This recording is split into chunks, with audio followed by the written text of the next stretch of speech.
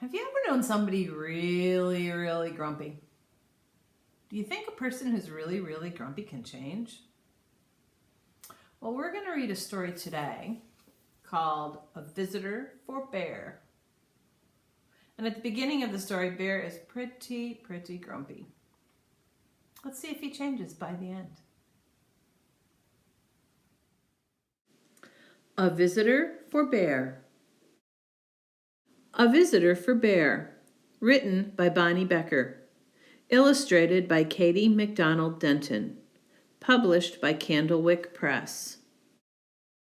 Dedication: For Doug, my very own bear, from Bonny Becker, author.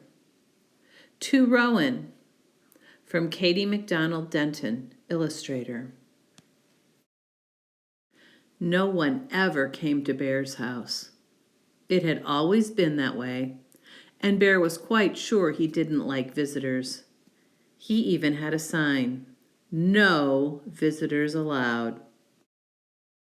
One morning, Bear heard a tap, tap, tapping on his front door. When he opened his door, there was a mouse, small and gray and bright-eyed. "No visitors allowed," Bear said, pointing to the sign. "Go away." He closed the door and went back to the business of making his breakfast. He set out 1 cup and 1 spoon. But when he opened the cupboard to get 1 bowl, there was the mouse, small and gray and bright-eyed. "I told you to leave," cried Bear. "Perhaps we could have just a spot of tea," said the mouse. "Out!" commanded Bear. "Most sorry," said the mouse. "I'll be going now." Bear showed him to the door and shut it firmly. Then he went back to the business of making his breakfast. But when he opened the bread drawer for 1 slice of bread, there was the mouse, small and gray and bright-eyed. "Unbelievable!" rumbled Bear. "Away with you! Vamoose!" "I do like a bit of cheese," said the mouse. Bear pointed a rigid claw toward the door. "Yes, then, here I go," said the mouse. "Farewell." And the mouse whisked out the door. This time Bear shut the door very firmly and locked it tight. He locked the windows, too, for good measure. Then once again he went back to the business of making his breakfast. But when he opened the fridge to get 1 egg, there was the mouse, small and gray and bright-eyed, of course. "Begone!" roared the bear. "A crackling fire?" ventured the mouse. That means he suggested it.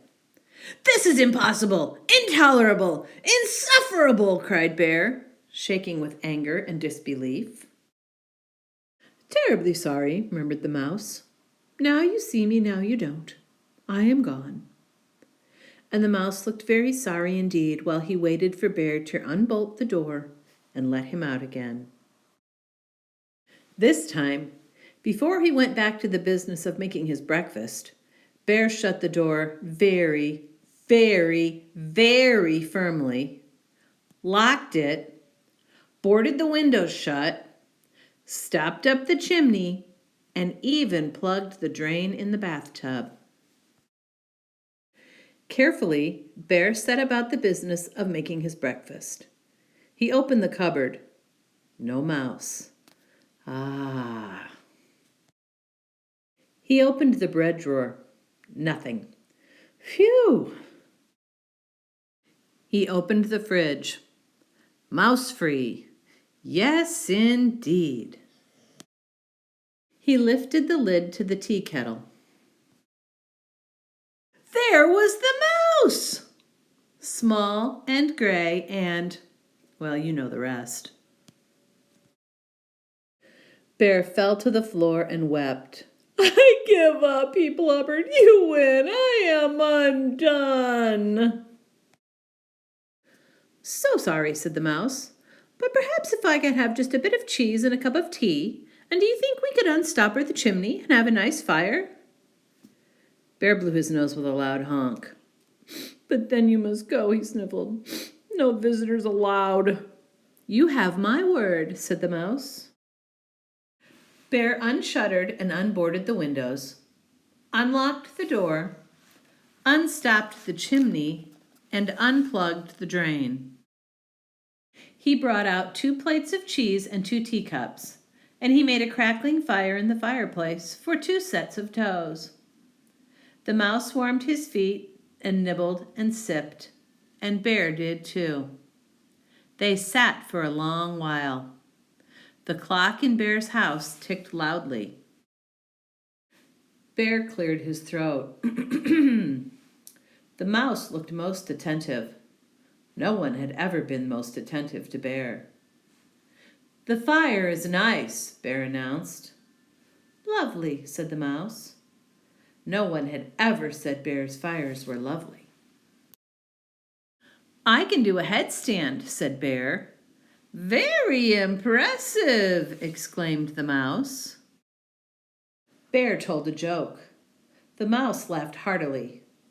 No one had ever laughed at Bear's jokes before. Bear began to think of another joke. The mouse set down his teacup. Bear quickly lifted the teapot. "There's plenty more," he said. "So sorry," said the mouse.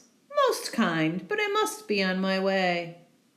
"Really, you needn't go," said Bear. "I am off," said the mouse, springing up from his chair. "Wait!" cried Bear. But the mouse stepped out the door. "Toodaloo," said the mouse. "Don't go!" wailed Bear, throwing his body across the path. "But I gave you my word," said the mouse, pointing at the no visitors sign. "Oh, that!" cried Bear, pulling down the sign and tearing it up. "That's for salesmen, not for friends." "Not for friends?" asked the mouse, small and gray and bright-eyed. Bear nodded. The mouse's bright eyes glowed brighter. Bear smiled. "Do you like 1 lump or 2?" said Bear most politely. "I like 2," said the mouse, and Bear agreed. So Bear learned what it was like to have a friend, this little guy right here. I think he also learned what it was like to be a friend. Make sure that you spend your days being a friend so that you have lots of friends.